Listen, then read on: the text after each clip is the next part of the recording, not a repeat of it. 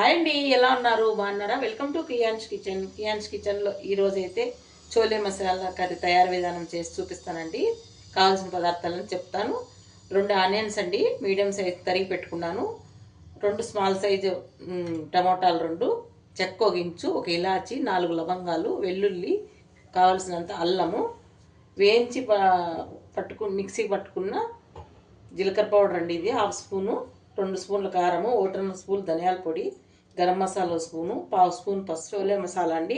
ఇవి అయితే నానబెట్టుకున్నానండి నేను. 4 గంటలను నానాల. మీకు నైట్ నానబెట్టుకొని మార్నింగ్ అయినా చేసుకోవచ్చు. ఇవి అయితే ఇప్పుడు ఉడికించుకుందాము. ఫస్ట్ ఒక 4-5 విజిల్లు వచ్చేయాలండి. కుక్కర్లోకి వేసుకొని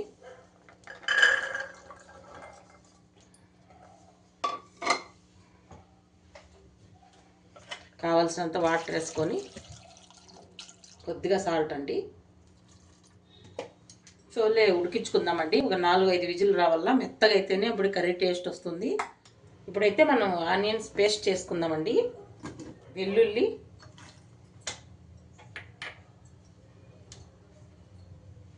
అల్లము,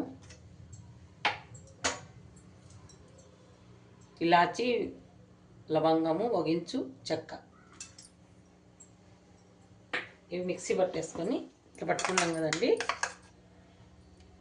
ఆనియన్ పేస్ట్ చేసి పెట్టుకుందాము.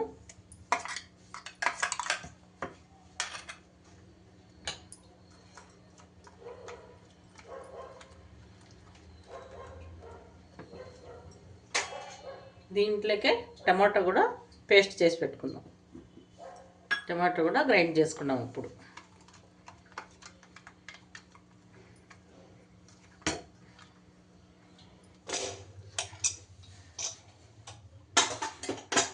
చూడండి, చోలే అయితే బాగా ఉడికిపోయినాయి మనకి. ఇట్లా మెత్తగా ఉడికిపోవాల. ఇప్పుడు మనము ఒక గిన్నెలో తీసేసుకొని, ఈ వాటర్ పడేద్దండి, మళ్ళీ మనం కర్రీలోకి వేసుకుండేకి ఉంటాయి.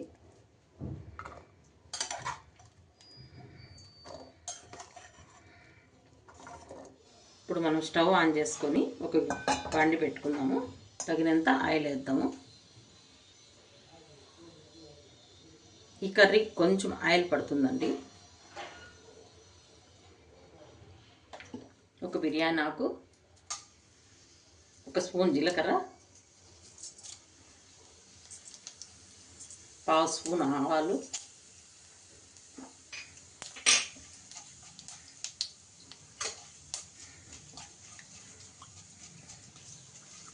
అప్పుడే ఆనియన్ పేస్ట్ చేసుకున్నాం కదా, అది వేసేసి వేయించుకుందాం.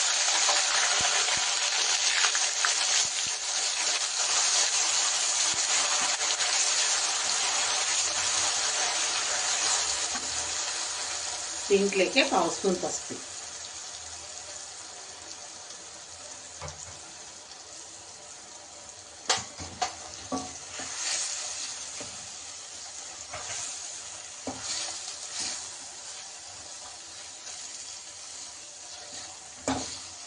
ఇప్పుడు ఆనియన్ పేస్ట్ బాగా వేగిపోయినాక టమాటా వేసుకుందాం. టమాటా పేస్ట్ వేసుకుందాం. ఇప్పుడు టమాటా పేస్ట్ వేసుకుందాము. ఇది కూడా బాగా వేయించుకోవాలండి. పచ్చివాసన పోయేదాకా ఈ 2 మిక్స్ చేసుకొని బాగా వేయించుకోవాలి. ఇప్పుడు దీంట్లోకి కరివేపాకు వేసుకుందాం.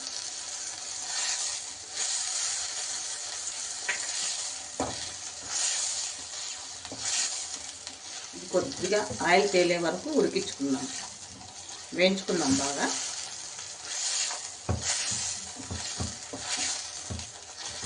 మనకు అప్పుడే మంచి స్మెల్ వస్తూ ఉంటుంది, వేగిన వాసన. ఇప్పుడు మసాలాలు వేసుకుందాం. వేయించి మిక్సీ పట్టుకున్న జీలకర్ర పొడి 1/2 స్పూను,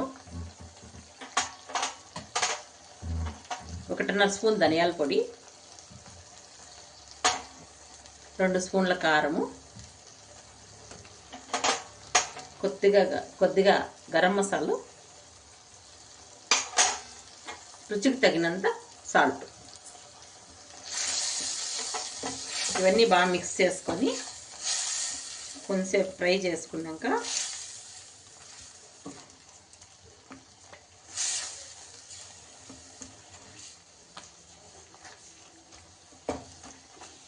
ఇప్పుడు మనం చోలే వేసుకుందాం.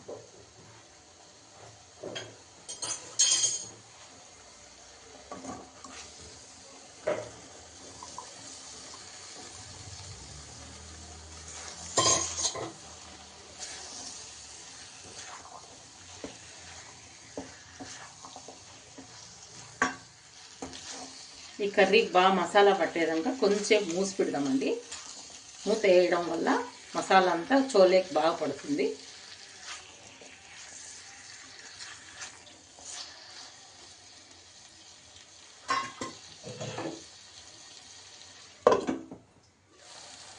చూడు బాగా మసాలా పట్టుకుంది కదా. ఇప్పుడు మనం కావాల్సినంత కొంచెం గ్రేవీ కావాలి కదా మనకి. ఆ చోలే ఉడికిచ్చిన వాటర్ పోగొట్టద్దండి, అవి మాత్రమే వేసుకోండి దీంట్లోకి.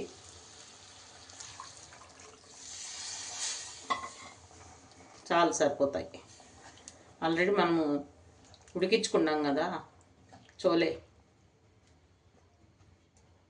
ఇది కొంచెం సిమ్లోనే ఉడికించుకోవాలి.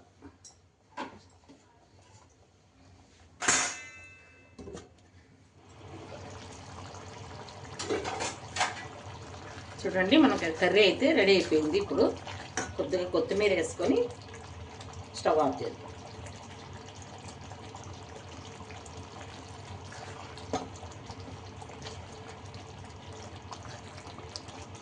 అంతే అండి, చోలే మసాలా కర్రీ.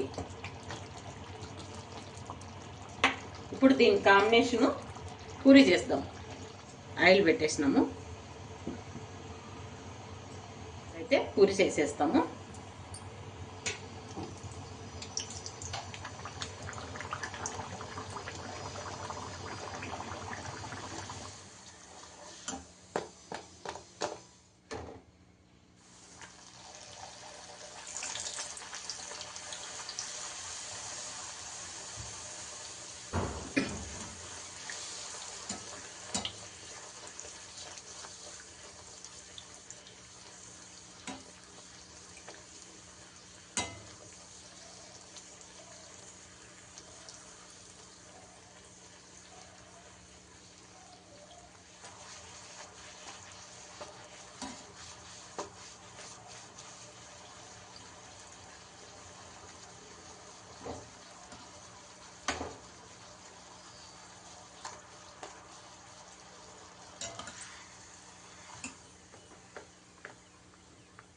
అంతే అండి, చోలే మసాలా కర్రీ పూరి కాంబినేషన్ చాలా బాగుంటుందండి.